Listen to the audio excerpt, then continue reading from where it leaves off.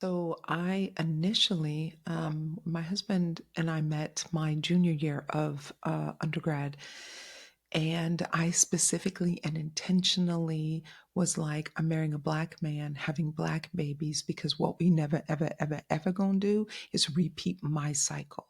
I'm not going to marry somebody who does not look distinctly black so that my children won't ever have to feel the what I feel.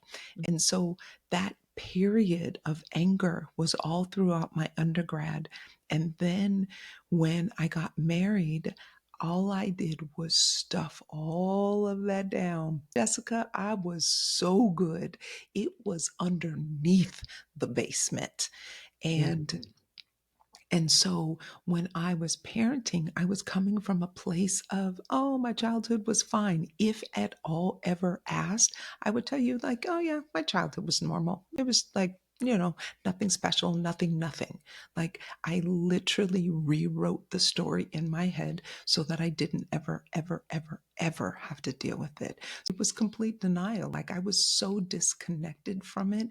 It wasn't until the catalyst moment when I was 49 that broke it all open. And I was like, where's all this emotion coming from? We have divorced, and I've survived the divorce, and I've survived, raising, the kids, on my own this last part of the journey. And I'm thinking I am invincible.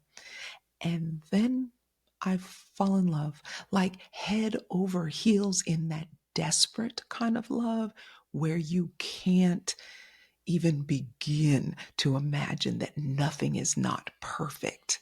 But all I ever did in that moment, all I was doing was clinging on to another human for survival, because what had just happened is my very best friend for 30 years lost her child to her 13-year-old to suicide. And it was like it was my child. And so here I am clinging to this man who I believed was everything. And in less than 3 months, and here we are, and it all crumbles. And he walks out, and he walks out on me literally in my practice. This woman who does not emote that much, who is big, badass, runs shit, takes care of things. I'm the person that people come to, and I'm clinging to this man's genes like it's my last lifeline. And it was that break down that allowed for a breakthrough, that allowed for me to start really tuning into what were those feelings. And that was what it was. It was all that little girl who had just been desperately trying to have her voice heard all of those decades. And here she comes, and boy, is she sassy. And so it was a year of therapy of like, oh,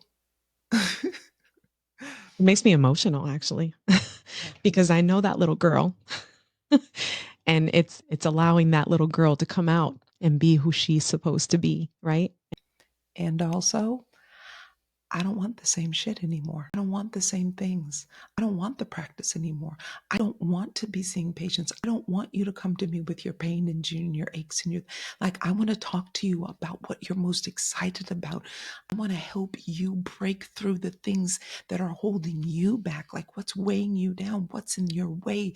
Like, that's what I want to, I want to be talking on stages. I want to help people really, truly get through the thing that has been standing there their entire life, but it's right there, all of their blessings, all of their abundance and joy and prosperity. And if they could just but see it.